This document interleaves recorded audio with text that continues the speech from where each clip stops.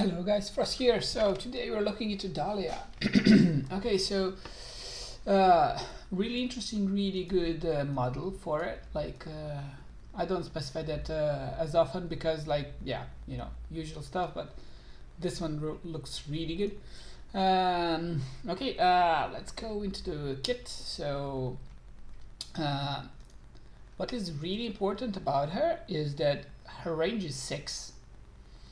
So it is just one tile, so not 3 tiles wide, but it is 6. So and I presume that it is going to be the same case as Edith, that they will add some content where she will be like mandatory, and otherwise like you won't be able to clear the content. And then her attacks okay, bit attack interval a bit higher, but everything else just like but the most important thing is the range, and at the moment it's really hard to find a place for her for that range to be like really impactful. Gear raid 1 can be there you can find a place for her, but other than that it's pretty hard. Like I have some ideas to use her in Guild War defense, so I'll do that, and yeah, we'll make a video if something seems good.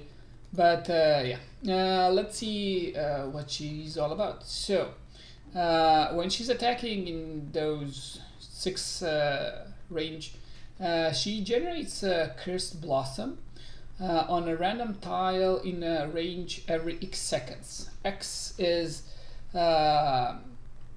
equal to 1.5 times attack interval. So if it's 3.5, let's say we reduce that to 2, that's times 1.5, that's 3 seconds. So every 3 seconds it will cast 1 Cursed Blossom. When the Cursed Blossom is triggered, deals 100 magic damage one time and inflicts 50% slow for 5 seconds to the ground enemies who enter the affected tiles. Inflicts 1 stack of poison for 10 seconds up to 3 ground enemies on each affected tile every 3 seconds. So it can technically give 3 stacks on 3 enemies, and then they last for like 20 seconds if nothing else is like involved. So she will be attacking more, but yeah. So that poison should be like be there, like, and she should be able to stack it up quite easily. So then we have her auto attack, deals AoE damage up to 10 enemies, so a lot of AoE. So 100%, the usual. So every Cursed Blossom ignited increases crit damage by 18%, and this can be increased to 30 for 10 seconds, stacking up to 3 times. So 90% crit damage, and due to her having a bit lower attack, like we should probably just go attack on her. So yeah. And then this is a difficult one. So if there are at least 2 instances of Cursed Blossom adjacent to an ally, the ally gains block increase and damage increase. So for this to be good, so you need a tank to be in her range, and then you need him to have possibly 1 tile behind him and then 1 tile in front of him. And then, I mean, still need to be tested. If you have 1 tile in front of him to be triggered, does he still retain the block increase? Otherwise, like if it's like just a tile behind, that doesn't do anything.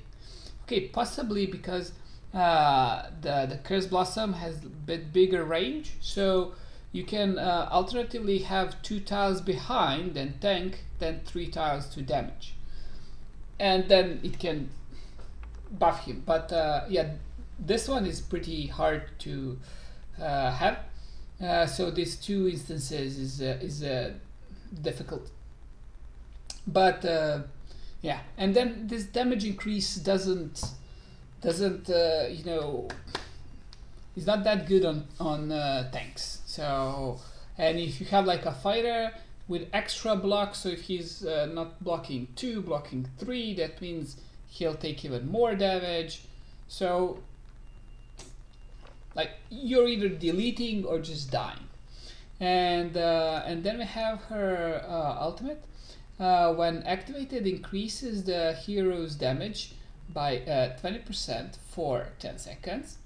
And during the skill effect, the hero's basic attack prioritizes igniting one existing Cursed Blossom with enemies around, dealing 220 AoE damage up to 8 nearby enemies and inflicting slow, so the same slow as like for the Cursed Blossom, and 2 stacks of poison. So that's good. So 2 stacks of poison, and so this can be increased and rage decreased. So this is 800, and yeah, seems good. Like AoE damage 20%. This is for this one, and then damage increased by 10. This is this one, so 30, and then here it would be 50 more, so 270. So the numbers seem okay. Her attack is a bit lower, but you probably can go triple attack with this crit damage thing. And then like let's see her awakenings. So the number of Cursed Blossom required to trigger Thorn Embrace is reduced to 1. This is really good, because depending how it works, do you need 2 behind? Can they trigger it, or does triggered one in front of a tank can still give him a benefit? Yeah, this is an interesting thing to get. Then attack, and then deals 20% extra damage to target inflicted with poison. Everything's gonna be poisoned, so this is really good. Cost reduced by 2. Her cost is 21. So this can actually bring her more in line to other mages. So yeah, good. And then we have Cursed Blossom also inflicts the same amount of damage and slow effect to enemies who leave the affected tile. So I presume when you're leaving, it triggers again. So when you enter it, then it triggers, you take damage. When you leave, it triggers again. So yeah, seems to be good, but it seems that the next content that they are making, she's going to be damaging, and then you won't be tanking those guys, if that makes sense. And yeah, so we'll see, because they'll enter and then they'll leave, and they'll still be slowed and everything else. So yeah, I think, but she wouldn't be one-shotting them. Anyway, I'm rambling on. The important thing with Dahlia is that we have her artifact that is available to us, and it increases attack by 10%. Upon triggering the talent, there's 40% chance to generate Mutated Blossom 1 or 2 instead.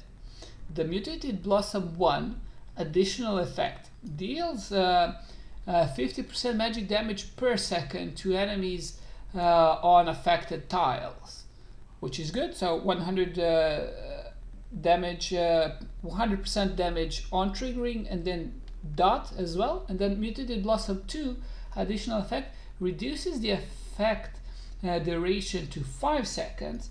When the effect duration ends, explodes and deals 300% AoE damage.